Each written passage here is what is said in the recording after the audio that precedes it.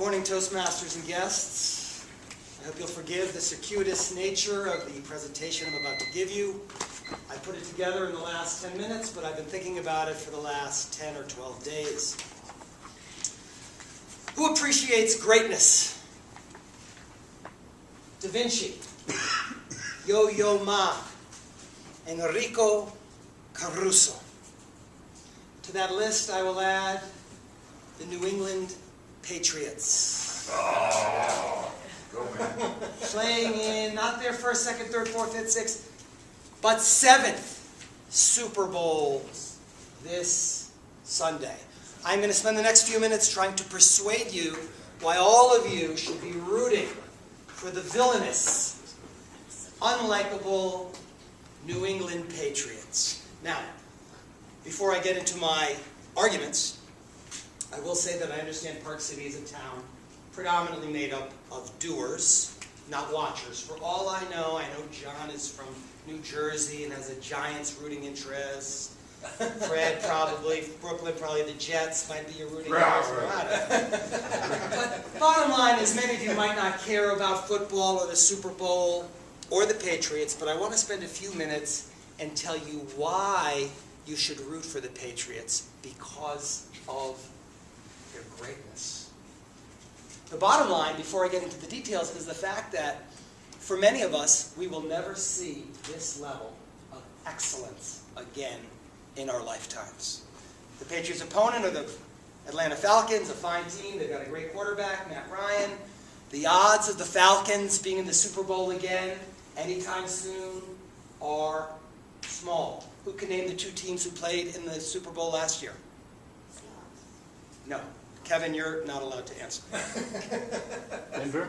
Denver was in the Super Bowl, and the Carolina Panthers. Did either of those teams even make the playoffs this year? No.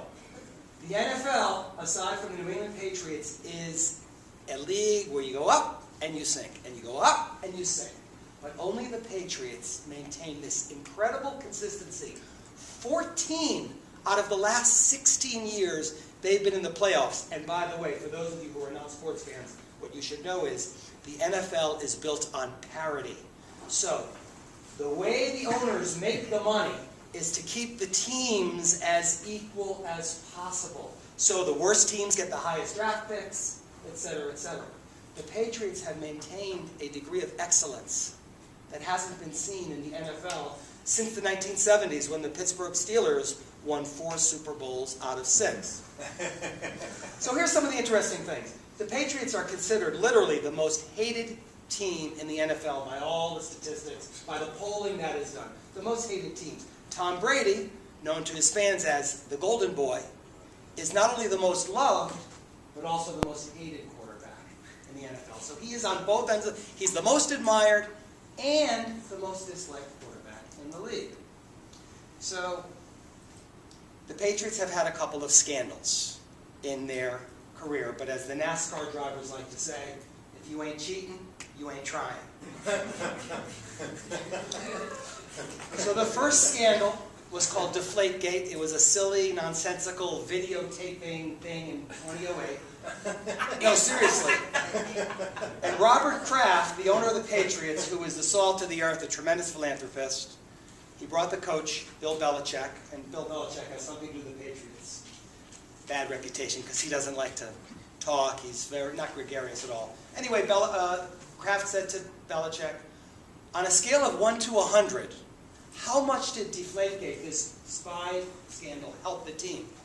And Belichick replied, 1 out of 100. And Kraft said to him, then you're a schmuck. Because he brought a lot of nonsense, a lot of terrible publicity to the Patriots. More recently, there's been something called Deflategate, where Tom Brady was accused of having footballs that were 1% or 2% deflated. What people seem to forget is when these footballs were discovered at halftime to be underinflated, the balls were inflated to their full capacity, and the Pats outscored the Colts in the second half 28-0. So the Deflategate resulted in a 4-game suspension. I'm going to get into that in just a moment.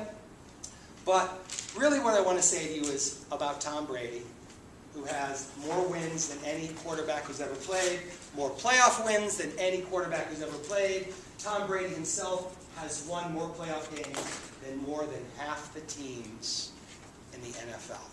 Just Tom Brady's era. But it's not that he's a top 5 in every category of yards and touchdowns and wins. It's what he hasn't done in his career. No scandals, no drugs, no arrests, no domestic abuse. He's a 6th-round pick that was the 8th quarterback pick back in 2000, and the 7 quarterbacks picked ahead of him are long gone, many of which never even played a game in the NFL. So Bill Simmons, the great sports writer, once said, "What are the odds of the greatest quarterback and the greatest coach in the history of the NFL ending up together? It's almost infinitesimal." But Brady and Belichick and Brady, they can argue forever. Would Brady be who he is without Belichick, or Belichick who he is without Brady? You don't know, just like the chicken and the egg. But they ended up together, and they are poised to make history in their 7th Super Bowl this coming Sunday, where Brady and Belichick are going for their 5th victory. And the last thing I want to say to you is that the commissioner of the NFL, Roger Goodell, gets paid $40 million a year, primarily to do 2 things. Actually 3 things. 1, to keep making money, which leads to point 2, keep the owners happy. But the most important thing he does is make decisions. He's like Solomon, there to make sure that things are done justly. Many of you recall the name Ray Rice. Ray Rice was caught in a camera knocking out his fiancée. And if you haven't seen it, it's available on YouTube. It was a video in an elevator where he roundhoused his girlfriend, now his wife, and literally knocked her out and dragged her out of the elevator unconscious. Roger Goodell, in all his wisdom, gave Ray Rice a 2-game suspension. Tom Brady, because his footballs were 1 or 2% underinflated, was given a 4-game suspension, twice as much as Ray Rice for knocking out a woman. So, this will be my last Toastmasters speech. I have been appointed the new commissioner of the NFL. Oh, yeah.